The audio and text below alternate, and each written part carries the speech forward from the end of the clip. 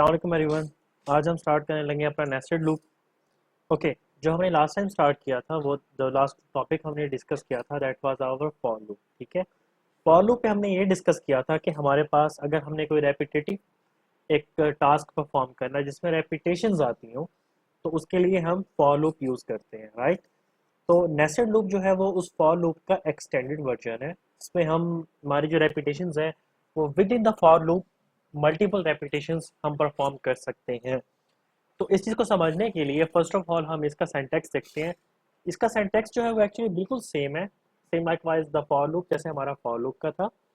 इसमें क्या होता है कि इनिशियली जो आप एक फॉर लूप को इनिशियलाइज करते हैं, फॉर लूप जो फर्स्ट फॉर लूप है आपकी, उसमें आपके the same scenario initialization condition check and then the update expression. उसके बाद हमारे पास अगेन जो उस फॉर लूप की ब्रैकेट स्टार्ट होती है उसके अंदर हम एक और फॉर लूप जनरेट करते हैं और उसमें दोबारा से सेम फॉर लूप का जो सिंटैक्स है वो सेम है, कंडीशन भी सेम है, अपडेट एक्सप्रेशन जो आप रखना चाहते हैं उससे बिल्कुल सेम है, फॉर्मेट सिंटैक्स का बिल्कुल सेम है। लेकिन फ़र्क ये है कि इसमें क्या होता है कि there is a for loop within the for loop.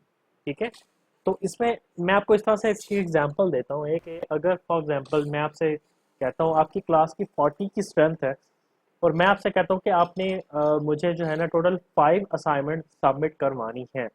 तो इसमें हमारे पास एक आउटर लूप होता है फॉर लूप, जो एक ऊपर वाला जो फॉर लूप है main for loop that is our outer loop, और उसके बाद जो अंदर उसके फॉर लूप है that is our inner loop. ठीक है, आप इनर लूप में आप रिजाइड करते हैं, आप 40 स्टूडेंट्स जिन्होंने असाइनमेंट्स मुझे सबमिट करवानी है, और आउटर लूप में जो है वो मेरी टोटल नंबर ऑफ असाइनमेंट्स है। ओके, फर्स्ट ऑफ ऑल क्या होता है कि जब मैं फर्स्ट असाइनमेंट आपको देता हूँ तो ओके, टोटल मैंने 5 असाइनमेंट्स दे दिए आपको। तो क्या होगा कि आउटर लूप चलती है वो 5 असाइनमेंट्स के लिए ही चलेगी। तो फर्स्ट असाइनमेंट पे क्या होगा कि उसकी कंडीशन ट्रू होगी तो वो मूव ऑन करेगी टुवर्ड्स इट्स इनर लूप। अब इनर लूप में क्या है कि इनर लूप में हमारे पास टोटल 40 स्टूडेंट्स हैं। ठीक है, तो 40 स्टूडेंट्स जो हैं वो कंपाइल होंगे बार बार अप टू द 40, और जैसे ही वो 41 होगा तो क्या होगा कि आपकी कंडीशन फॉल्स हो जाएगी इनर लूप की, तो वो दोबारा से मूव ऑन करेगा टुवर्ड्स द आउटर लूप। और आउटर लूप में हमारी क्या होगी, क्योंकि हमने टोटल 5 असाइनमेंट सबमिट करवानी थी तो आउटर लूप में नेक्स्ट जो इंक्रीमेंट होगा वो 2 का होगा, असाइनमेंट नंबर 2 का, तो फिर इनर लूप दोबारा से 40 के लिए चलेगी। इस तरह से करते करते जब टोटल जो आउटर लूप में हमारे पास 5th असाइनमेंट कंप्लीट हो जाएगी तो आउटर लूप के बाद कंडीशन फॉल्स हो जाएगी, और उसके बाद हमारे पास क्या होगा कि हमारा जो कोड है वो कंप्लीट हो जाएगा। इस सिंटैक्स को समझाने के लिए मैंने एक एग्जांपल्स फॉर्मुलेट की है ताकि इसका जो बेसिक कॉन्सेप्ट है वो आपको क्लियर हो जाए वो किस तरह से है। ओके, फर्स्ट ऑफ ऑल मैं आपको इसका ये जो हायरार्किकल है वो समझाता हूँ। इनिशियलाइजेशन आपने एक्सप्रेशन कर दिया, उसके बाद क्या होता है कि आपके पास कंडीशन फॉर लूप 1 आती है। अब कंडीशन फॉर लूप 1 में हमने जैसे एग्जांपल डिस्कस किए उसमें हमारे पास क्या था कि हमारे पास टोटल 5 असाइनमेंट्स हैं। चले 5 बहुत ज़्यादा हो गई हैं, 3 असाइनमेंट्स करने, टोटल 3 असाइनमेंट्स हैं। ठीक है, ओके, जब फर्स्ट असाइनमेंट स्टार्ट होती है तो हमारी कंडीशन ट्रू है। अब जब ट्रू होगी तो वो जो फॉर लूप के अंदर की जो बॉडी है उस पर मूव ऑन करेगी। फॉर लूप के अंदर एक और फॉर लूप है जो कि हमारे पास इनर लूप है। इनर लूप की जो कंडीशन हम रखी है हमने वो ये थी कि हमारे पास टोटल 40 स्टूडेंट्स हैं और 40 स्टूडेंट्स ने अपनी असाइनमेंट्स हमें सबमिट करवानी है। तो इनर लूप की कंडीशन चलेगी अप टू द 40 स्टूडेंट। अगर वो ट्रू रहेगी तो वो लूप बॉडी जो लूप 2 बॉडी है, जो इनर लूप की जो बॉडी है वो एग्जीक्यूट होगी और उसके बाद इंक्रीमेंट होता रहेगा अप टू द 40 स्टूडेंट्स। ठीक है, और जैसे ही ये तब तक चलता रहेगा जब तक इनर लूप की कंडीशन जो है वो आपकी ट्रू रहेगी। जैसे ही वो कंडीशन आपकी फॉल्स होगी इनर लूप की तो क्या होगा कि इंक्रीमेंट मिलेगा towards the outer loop, outer loop को चेक करेगा। अब आउटर लूप में फिर क्या होगा, असाइनमेंट नंबर आपकी 2 आ जाएगी। फिर वो क्योंकि असाइनमेंट नंबर 2 ट्रू है, क्योंकि टोटल असाइनमेंट्स हमारे पास 3 है, तो 2 के बाद हमारे पास क्या होगा, कंडीशन मूव ऑन करेगी towards the inner loop. Inner loop में अगेन हमारे पास वही कंडीशंस फॉलो ऑन करेंगी 40 तक, और जब वो कंडीशन फॉल्स होगी तो फिर आपके पास आउटर लूप में चली जाएगी कंडीशन असाइनमेंट नंबर 3 पर। तो 3 भी हमने असाइनमेंट जमा करवानी है, तब भी हमारी आउटर कंडीशन जो आउटर लूप है उसकी कंडीशन ट्रू है। फिर दोबारा वो इनर लूप की तरफ मूव करेगा और उसके बाद हमारे पास क्या होगा कि वो इनर लूप को एग्जीक्यूट करेगा अप टू 40 स्टूडेंट्स को। ठीक है, और जैसे ही 41 होंगे तो हमारे पास इनर लूप जो इनर लूप है उसकी कंडीशन जो है वो फॉल्स हो जाएगी। तो फॉल्स होने के बाद वो मूव ऑन करेगा इंक्रीमेंट के साथ आउटर लूप की तरफ। ओके, अब आउटर लूप में क्या हुआ कि आउटर लूप में तो टोटल 3 असाइनमेंट्स थी, तो जो 4th असाइनमेंट तो हमने सबमिट नहीं करवानी, तो क्या होगा कि आउटर लूप की जो कंडीशन है वो फॉल्स हो जाएगी और जो भी आपने स्टेटमेंट लिखी होगी वहाँ पे वो एग्जीक्यूट होगी और एंड पे हमारा प्रोग्राम जो है वो कंप्लीट हो जाएगा। अब इस चीज़ को समझाने के लिए मैंने एक फिजिकल एग्जांपल्स डिज़ाइन की है बसेस की, ठीक है। वो मैं आपको इस तरह से बताता हूँ कि फॉर एग्जांपल हमारे पास टोटल 3 बसेस हैं, ठीक है। ओके, मैं आपको डाटा यहाँ दिखाता हूँ इसका। वो डाटा कुछ इस तरह से है कि जो आउटर लूप हमारे पास है वो उसमें हमारे पास टोटल 3 बसेस हैं, और जो इनर लूप है वो ये है कि उसमें हमने 40, हर बस के अंदर 40 सीट्स अवेलेबल है। हमने क्या करना है कि उन 40 सीट्स को कवर अप करना है, उन पे पैसेंजर्स को बिठाना है, ठीक है। और आउटर इंक्रीमेंट क्या होगा? आउटर इंक्रीमेंट हमारे पास बसेस का होगा, और इनर इंक्रीमेंट क्या होगा हमारे पास? उनकी सीट्स का, ठीक है। अब क्या हुआ, आपका कोड स्टार्ट हुआ बस नंबर 1 से। तो आपने बस नंबर 1 से स्टार्ट किया, आपकी कंडीशन ट्रू है, तो आपने इनर लूप में चला गया। वो इनर लूप पे उसने क्या करना है, उसने 40 सीट्स को फिल करना है। अब जब तक वो कंडीशन ट्रू रहेगी, from passenger 1 to 2 to 3 4 5 up to the 40, तो कंडीशन ट्रू रहेगी तो वो इंक्रीमेंट होता रहेगा और वो इनर लूप ही चलती रहेगी आपकी, ठीक है। जैसे ही 41 पे आएगा तो कंडीशन आपकी इनर लूप की क्या हो जाएगी? फॉल्स। जब वो कंडीशन फॉल्स होगी तो क्या होगा कि आपका जो कोड है वो मूव ऑन करेगा टुवर्ड्स द आउटर लूप। अब आउटर लूप में क्या टोटल हमारे पास 3 बसेस हैं, वो बस 2 की तरफ जाएगा। तो बस 2 क्योंकि हमारे पास एग्जिस्ट करती है, हमारे आउटर लूप की जो कंडीशन है वो ट्रू है, तो फिर क्या होगा कि अगेन वो मूव ऑन करेगा towards it's inner loop. Again inner loop में हमारे पास क्या है? 40 सीट्स अवेलेबल है, हमने उनको फिलअप करना है। तो जब तक वो इनर लूप की कंडीशन ट्रू रहेगी तो वो इनर लूप को ही इंक्रीमेंट देकर उसको एग्जीक्यूट करता रहेगा हमारा कोड, ठीक है। जैसे ही अगेन 41 जो पैसेंजर्स का जो नंबर आएगा, तो क्या होगा कि हमारे पास तो 41 सीट्स अवेलेबल ही नहीं है, तो कंडीशन क्या हो गई हमारी? फॉल्स। तो क्या होगा कि हमारे पास जो कोड है वो मूव ऑन करेगा टुवर्ड्स इट्स आउटर लूप। तो आउटर लूप है, अगेन फॉल्स होने के बाद वो मूव ऑन करेगा टुवर्ड्स इट्स आउटर लूप। अब आउटर लूप में हमारे पास एक और बस भी अवेलेबल है, कंडीशन इसके मतलब है हमारी आउटर लूप की ट्रू हो गई है। तो जब कंडीशन ट्रू होगी तो वो कहाँ मूव ऑन करेगा? Towards it's inner loop again. तो इनर लूप में अगेन से 40 सीट्स दोबारा से फिल होंगी, जब तक वो कंडीशन ट्रू रहेगी वो इनर लूप चलती रहेगी। अगेन 41 पैसेंजर पे, क्योंकि आपकी कंडीशन फॉल्स हो चुकी होगी, तो वो कहाँ जाएगा? आउटर लूप की तरफ। आउटर लूप में हमारे पास टोटल कितनी बसेस अवेलेबल है? 3। इसका मतलब है आउटर लूप में भी हमारे पास फोर्थ बस अवेलेबल नहीं है, वहां पे भी कंडीशन हमारी फॉल्स हो चुकी होगी, ठीक है। तो जब वो कंडीशन फॉल्स होगी तो हमारे पास क्या होगा? हमारे पास जो कोड है हमारा जो हमने एग्जीक्यूट किया वो कंप्लीट हो जाएगा, ठीक है। अब इस चीज का अगर हम सिंटेक्स को देखें, वो कुछ इस तरह से होगा कि आपने आउटर लूप में टोटल 3 बसेस रखी हैं, ठीक है, स्टार्ट फ्रॉम 1, और टोटल लेस देन 4 का मतलब टोटल 3 बसेस हैं, और इंक्रीमेंट आप दे रहे हैं बसेस का, और उसकी ब्रैकेट स्टार्ट हुई। और इनर लूप पे आपने क्या रखा? इनर लूप पे आपने 40 सीट्स अवेलेबल दी हैं कि इन 40 सीट्स को कंप्लीट करो, ठीक है। अब जब तक आउटर की, उसके बाद इसकी ब्रैकेट स्टार्ट होंगी, आपने जो भी स्टेटमेंट लिखनी है इसमें वो स्टेटमेंट लिखेंगे, इसकी ब्रैकेट्स बंद होंगी इनर लूप की, और फिर आउटर लूप की ब्रैकेट्स भी कंप्लीट होंगी, उसमें भी आपने जो स्टेटमेंट मेंशन करनी है वो आप मेंशन कर सकते हैं।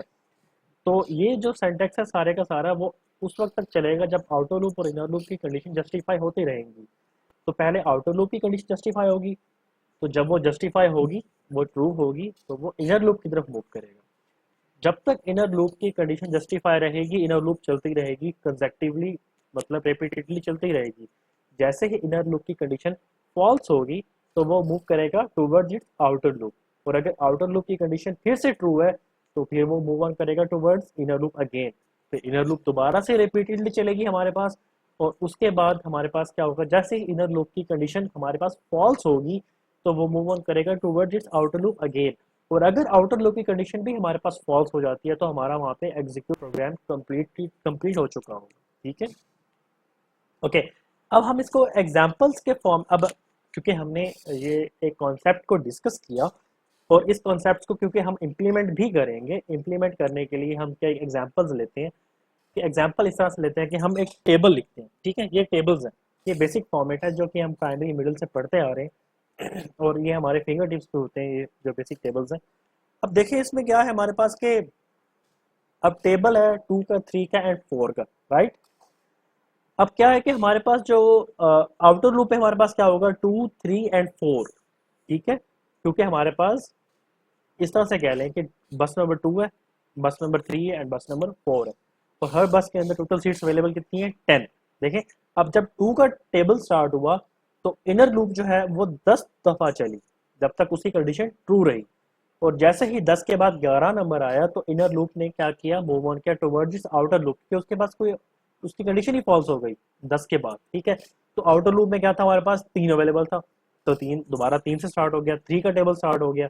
अगेन जब 3 के टेबल में इनर लूप एग्जीक्यूट होते होते 11 तक पहुंची, जहां पर उसकी कंडीशन फॉल्स हो जाती है, तो फिर अगेन वो मूव ऑन करेगी inner loop towards its outer loop, condition check करने के लिए कि आउटर लूप स्टिल जस्टिफाई होती है, ट्रू होती है या फॉल्स होती है।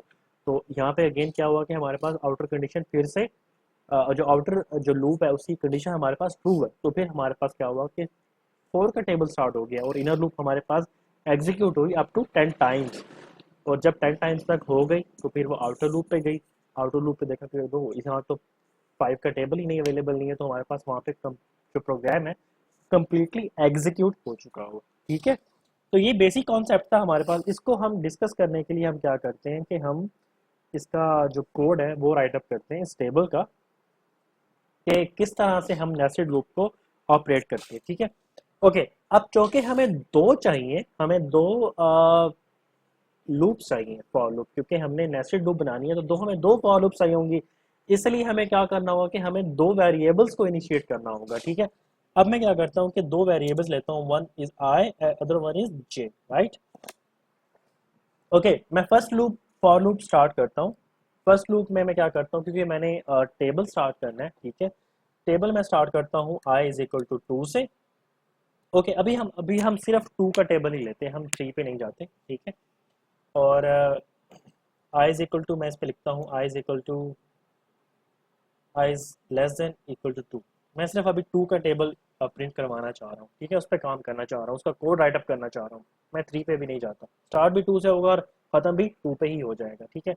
और देन आई प्लस प्लस, ये हमारे पास इंक्रीमेंट है। उसके बाद हम क्या करते हैं कि फॉर लूप को स्टार्ट करते हैं। तो फॉर लूप में हम क्या लिखेंगे, अब ये हमारे पास आउटर लूप है। अब इनर लूप में हमने क्या करना है कि हमने टेबल कहाँ तक लिखना है, 10 तक, ठीक है। तो इनर लूप में हम एक और लूप स्टार्ट करेंगे, तो उसको हम जे का वेरिएबल हमने नाम दिया हुआ है, जे स्टार्ट होगा हमारे पास 1 से, और जे कहाँ तक जाएगा हमारे पास, J is equal to less than is equal to, okay, less than equal to 10 तक जाएगा, और हमारे पास जे का इंक्रीमेंट आएगा प्लस प्लस, ओके। और उसके बाद हमारे पास इनर फॉर लूप की अपनी टेबल स्टार्ट होगी। अब क्योंकि हमने इसको प्रिंट करवाना है, ओके, अब क्या होगा कि हमारे पास 2 multiply by 1 is equal to 2, 2 by 2 is equal to 4, 2 by 3 is equal to 6। तो हमने इसकी मल्टीप्लिकेशन भी तो करनी है ना। अब उस मल्टीप्लिकेशन को हमने किसी एक वेरिएबल में स्टोर करवाना होगा, तो हमें एक यहाँ पे क्या करना पड़ेगा, एक वेरिएबल भी लेना पड़ेगा। तो थर्ड वेरिएबल हम ले लेते हैं के को, ठीक है। तो मैं यहाँ पे क्या करते हैं, K is equal to I multiply by J, और हम यहाँ पे प्रिंट करवा देते हैं उस वेरिएबल को थोड़े से एक स्ट्रक्चर्ड फॉर्मेशन में। वो किस तरह से, percentage D multiply by percentage D is equal to percentage D. तो क्या होगा कि फर्स्ट ऑफ ऑल हमारे पास क्योंकि 2 का टेबल है, 2 यहाँ पे 2 किस में आएगा, आई में। यहाँ पे क्या आएगा, जो क्योंकि हमने इनर लूप को रिपीट करना है अप टू 10 टाइम्स, तो नेक्स्ट हमारा होगा जे, और जो रिजल्ट्स है हमारे वो सेव हो रहे हैं हमारे पास के में, ठीक है। तो ये हमारे पास एक कंप्लीट हो चुका होगा यहाँ पे हमारे पास कोड, ओके। अब अगर हम इसको एग्जीक्यूट करते हैं, तो फर्स्ट ऑफ ऑल हमें इसको कंपाइल करना होगा। इसमें हम नाम देते हैं टेबल का, इसका नाम दे देते हैं, ठीक है। और अगर इसको रन करते हैं तो ये देखें 2 बाई 1 22, ओके, ये 22 नहीं है, इसका इसका मैं बताता हूँ आपको इसकी वजह क्या है। क्योंकि हमने यहाँ पे एक न्यू लाइन का कमांड में दी, न्यू लाइन की, इसलिए वो बार बार सेम जगह से रिपीट हो रहा है एक ही लाइन में। अब अगर हम इसे दोबारा से एग्जीक्यूट करते हैं, ये देखिए, तो 2 बाई 1, तो ये हमारे पास कंप्लीट 2 का टेबल इनिशिएट हो चुका होगा, ठीक है। अब क्या हुआ, क्योंकि आपकी इनर लूप चलती है 10 टाइम्स, तो इनर लूप में ही मैंने क्या किया, आपके प्रिंट एफ को मेंशन किया, क्योंकि उसने 10 टाइम्स चलना है तो मुझे 10 टाइम्स तक वो चीज़ प्रिंट करके दिखाए। फॉर एग्जाम्पल मैं क्या करता हूँ, मैं इसको आउटर लूप में ही इसको मैं आउटर लूप पे मेंशन करता हूँ, इस प्रिंट एफ को मैं इनर लूप पे मेंशन नहीं करता, इस कमांड को मैं आउटर लूप में प्रिंट करवाता हूँ। अब यहाँ पे हमारे पास क्या होगा, ये देखें, यहाँ पे हमारे पास सिर्फ लास्ट डिजिट आएगा, ओके, 11 क्यों आ रहा है, यहाँ पर हमारे पास सिर्फ लास्ट डिजिट आएगा क्योंकि वो रिपीट हुई क्योंकि आउटर लूप जो है, इन आउटर लूप जो है वो हमारी एक बार एग्जीक्यूट होगी, तो आउटर लूप जो एक बार एग्जीक्यूट होगी तो वो प्रिंट भी एक ही बार करेगी, लेकिन इनर लूप हमारे पास मल्टीपल टाइम्स प्रिंट होगी, तो वो मल्टीपल टाइम्स ही प्रिंट करेगी। ठीक है, ओके, मैं कंट्रोल एक्स करता हूँ यहाँ से, तो दोबारा से उसको वहाँ पे मेंशन कर देता हूँ, कंट्रोल वी। ओके, हम दोबारा से एग्जीक्यूट करते हैं, ये देखिए, I think this is clear now. अब हम क्या करते हैं कि हम इसको इंक्रीमेंट दे देते हैं, हम 2 का टेबल स्टार्ट करते हैं लेकिन हम इसको 4 तक लेके जाते हैं। ओके, 4 तक लेके जाते हैं इस टेबल को हम, और इसको हम दोबारा से एग्जीक्यूट करते हैं, तो ये देखें 2 का टेबल है, ये थोड़ा सा इसको ऊपर जाना पड़ेगा इस तरह से, 2 का टेबल है, 3 का है, 4 का है। ओके, ये देखें 2 का टेबल है, उसके बाद 3 का टेबल है, 4 का टेबल है। ओके, अब इसमें पार्टीशन नहीं है हमारे पास, जहाँ का 2 का टेबल जहाँ पे ख़त्म हो रहा है वहीं से हमारा 3 का टेबल स्टार्ट हो रहा है, तो इसको फाइनलाइज करने के लिए, ओके, अब क्या होगा, क्योंकि हमने पूरे 2 के टेबल के बाद हमने उसमें एक गैप देना, ठीक है, और उसके बाद 3 का टेबल स्टार्ट करना है, फिर 3 के टेबल के बाद हमने एक गैप देना, तो हमें गैप कहाँ पे देना होगा, आउटर लूप में, क्योंकि ताकि जब 2 का टेबल एग्जीक्यूट हो जाए पूरे का पूरा, तो फिर हमारे पास इनर लूप स्टार्ट हो अगेन। ओके, तो मैं यहाँ पे सिंपल एक लाइन का इंक्रीमेंट दे देता हूँ, या 2 लाइन्स का दे देता हूँ। अब हम इसको दोबारा से एग्जीक्यूट करते हैं, तो ये देखिए, इसको मैं सेट करता हूँ, तो 2 का टेबल है, फिर 3 का टेबल है, फिर 4 का टेबल है, और फिर जितने टेबल आप इनिशलाइज करवाना चाहते हैं वो कर सकते हैं। तो ये एक एग्जांपल थी हमारे पास नेस्टेड लूप की कि हम किस तरह से करते हैं। अब देखें, जब 2 चला आउटर लूप में, तो उसने इनर लूप की, जब तक इनर लूप की जो कमांड्स हैं वो जस्टिफाई होती रहीं, वो उसको एग्जीक्यूट करता रहा। उसके बाद जैसे ही वो उसकी कंडीशन फॉल्स हुई तो वो आउटर लूप में गया, आउटर लूप में देखा कि वो 3 का टेबल एग्जीक्यूट कर सकता है क्योंकि उसकी कंडीशन ट्रू है, तो फिर 3 का टेबल अगेन इस तरह से 4 का टेबल। ठीक है, अब आप यहाँ पे क्या कर सकते हैं, आप यूज़र से भी वैल्यू ले सकते हैं कि वो कितने टेबल इनिशिएट करवाना चाहता है आउटर लूप के लिए। ठीक है, और यूज़र से ये भी वैल्यू ले सकते हैं कि इनर लूप में आपने मल्टीप्लिकेशन कहाँ तक करवानी है, तो इसमें डिफरेंट वेरिएशन है। तो ये हमारे पास एक एक्चुअल कोड है जो जिससे हम डिस्क्राइब कर सकते हैं कि नेस्टेड लूप हमारा किस तरह से वर्कआउट करता है। क्योंकि मैं वीडियो की लेंथ चेक करूँगा, 17 मिनट्स। तो ये हमारे पास सिंपल कोड था जिसके थ्रू हम क्या करते हैं कि ओके, अभी हमारे पास टाइम है, हम यहाँ पे क्या करते हैं, हम एक डिमांड भी ले लेते हैं यूज़र से, प्रिंट एफ की डिस्क्राइब प्रोवाइड कर लेते हैं, provide the number of tables. Okay, ये हमने कहते हैं कि आप प्रोवाइड करें हम नंबर ऑफ टेबल्स आपने कितने इंट्रोड्यूस करवाने हैं यहाँ पे। ठीक है, ओके, और स्कैन एफ पे हम क्या लिखेंगे, स्कैन एफ परसेंटेज डी, जो हमें वो वैल्यू देगा वो हमें किस में स्टोर करवानी है, आउटर लूप में। आउटर लूप में हमारे पास क्या है, आई।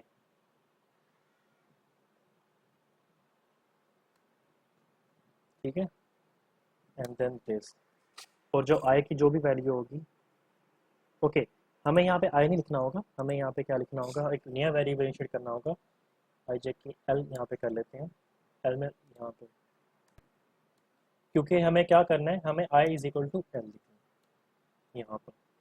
ठीक है, ओके, अरे सॉरी, आई स्टार्ट हमने 2 से करना है, और जो लिमिट है वो हमने यहाँ पे ये देनी है, और आई प्लस प्लस। ये चीज़ आई थिंक क्लियर है। अब फॉर एग्जाम्पल मैं इसको एग्जीक्यूट करता हूँ, तो tables provide the number of tables, कितने टेबल्स करने हैं, फॉर एग्जाम्पल हमने 5 करने हैं, तो ये देखें अब हम 5 टेबल तक एग्जीक्यूट कर रहे हैं उस कोड को, 2 से स्टार्ट हो रहा है, 3 4 एंड 5, दोबारा से एग्जीक्यूट करते हैं, कितने, अब कहते हैं कि मैंने 50 टेबल्स हैं, मुझे 50 टेबल्स चाहिए, तो ये देखें 50 टेबल तक उसने एग्जीक्यूट किया अच्छे से। ये सारे कोड, मतलब आपने, तो इस तरह से आप वेरिएशन इसमें काफ़ी कर सकते हैं नेस्टेड लूप के फॉर्मेशंस में। देखें सारे टेबल्स आपके पास इनिशिएटेड हैं।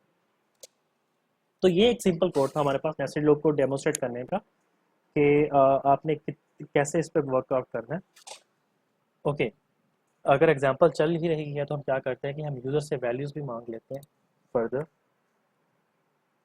प्रिंट एफ करके कि आपने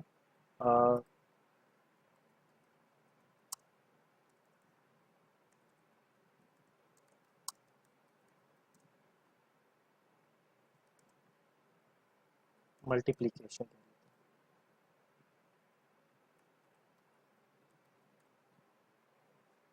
ओके, और इसको हम स्कैन अप कर देते हैं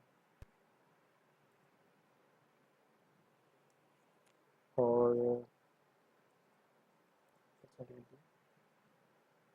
इसके लिए अभी हमें एक नया वेरिएबल इनिशिएट करना पड़ेगा, दैट इज एम कह देते हैं इसको, और इसकी जो वैल्यू है वो यहाँ पे एम में स्टोर करवा देते हैं।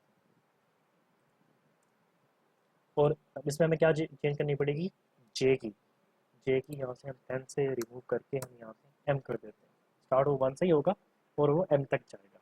अब अगेन अगर हम इसको एग्जीक्यूट करते हैं किस तरह से, ओके यहाँ पे एक एरर है, ओके हमने यहाँ पे टर्मिनेटर नहीं लगाया। तो ये देखिए, provide the number of tables, that is मैं कहता हूँ कि मेरे पास 10 टेबल्स हैं। ओके जस्ट अ मिनट, मैं इसको थोड़ा सा रीमॉडिफाई कर लूँ, यहाँ इज इक्वल टू थोड़ा सा स्ट्रक्चरली वो परफेक्ट हो जाए। अब ये देखें, provide the number of tables हमारे पास कितने हैं, 10 टेबल हमने करने हैं। And provide the number of multiplication आपने कितनी करनी है, आप कहते हैं कि मुझे 20 तक का टेबल चाहिए। एंड देन अगेन ये देखिए, अब आपके पास जो 2 का टेबल है, 2 से स्टार्ट हो रहा है, तो वो 10 तक एग्जीक्यूट नहीं हुआ, वो 11 12 13 14 20 तक एग्जीक्यूट हुआ। इसी तरह से फिर 3 का 20 तक एग्जीक्यूट हुआ, 4 का। अगर दोबारा से वो करते हैं तो क्या करते हैं, तो ये एक सिंपल आपके पास 50 का करते हैं, 50 बहुत ज़्यादा है, 5 कर लेते हैं।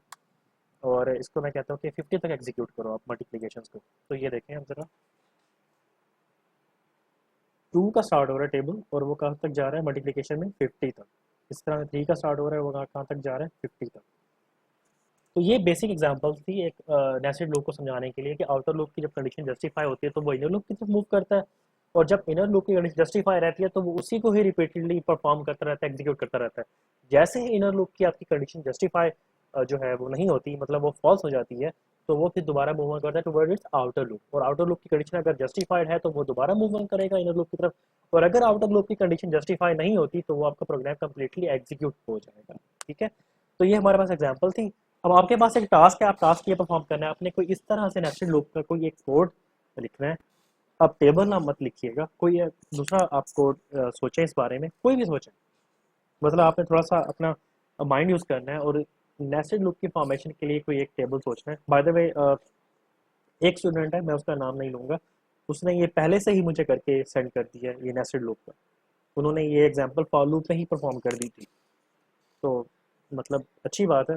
तो ये है कि आप अपने जो है वो नेस्टेड लूप के लिए एक एग्जांपल को सोचना है और उसको परफॉर्म करना है कि कौन सी एग्जांपल हो सकती है जो कि नेस्टेड लूप में परफॉर्म हो सकती है।